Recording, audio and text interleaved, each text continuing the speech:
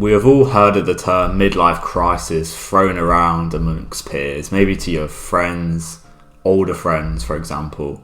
And we all joke about it, right? But this is a real case for a lot of men once they kind of get to an age where they've kind of discovered what they really wanted out of their life, but it's a bit too late. Maybe they've settled down, they've got a family, they've got kids, they've got bills to pay, they've got massive responsibilities, and it's kind of tied around their neck. There's not really any way to escape this anymore. And this becomes really unfortunate because this happens to a lot of guys who are not authentic to themselves, hence the term midlife crisis. And they might go and buy the car they've always wanted. They might go and travel to the other side of the world and just get away from everything for a month and really think about what they truly want from their life. They might even go and cheat on their wife that they've been married with for 10, 15 years. And this might sound a bit extreme, but I don't think it's extreme at all. I think if you speak to people, if you look at the data, there's a lot of evidence to support that guys around 30, 40, 50 are probably going to go through this phase at some point in their life if they haven't kept that authenticity to themselves. And you've probably seen by the title, what has this got to do with James Bond? Well, let me explain.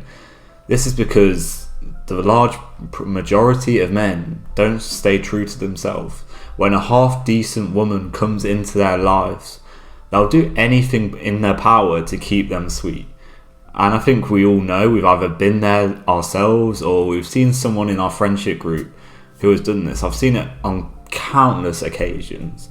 And this is very bad news, I believe. It's not what you want to do, and it's not even what your woman would want you to do anyway, even if she might tell you it is, which is probably the main reason why a lot of men fall at this kind of hurdle. Men should remain purposeful, remain charismatic, remain true to themselves, have a layer of mysterious traits about them, something of a James Bond.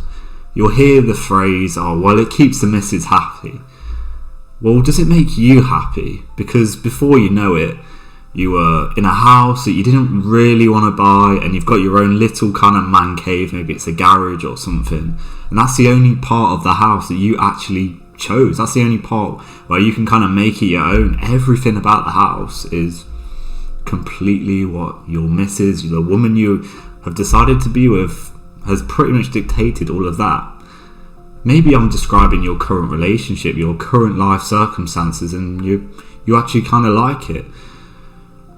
But I feel this is a big problem for a large proportion of men, because once you kind of leave that situation, I was in a similar situation to this, and it wasn't until I fully got myself out of this relationship did I realise this wasn't really making me happy. It wasn't really doing a lot for me.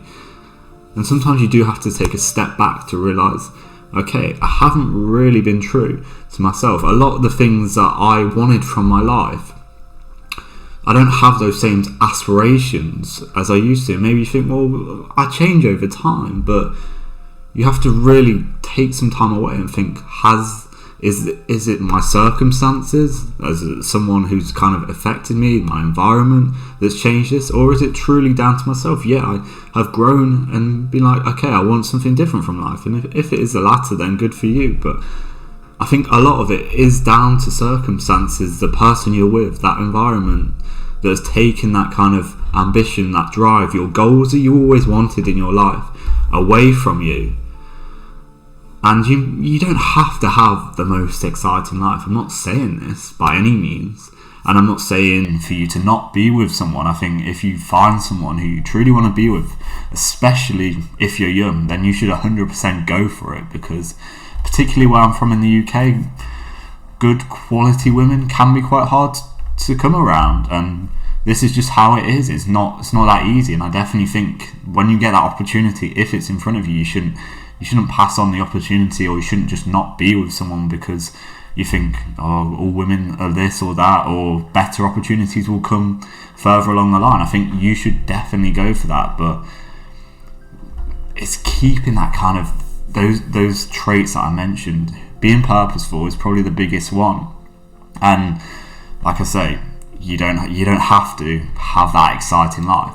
Maybe when, you know, you come back home, your woman asks, oh, how's your day been? What have you been up to? Just reply, lots.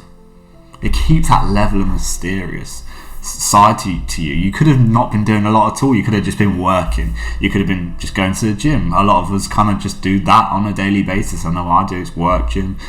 That's pretty much what I do on a regular basis. You don't have to go into detail exactly what you have done, but just saying, oh, well, you know, I worked for an hour, then I went to the gym, then I had some food, and then, oh, I spoke to my friend, yeah, it was really good to see him. And be like, okay, that's all good, but you've just told everything about your day, and it doesn't really leave any element of surprise, any kind of be like, oh, what was he doing? Was he doing something cool? Maybe, you know, he made some money, he did this, he did that.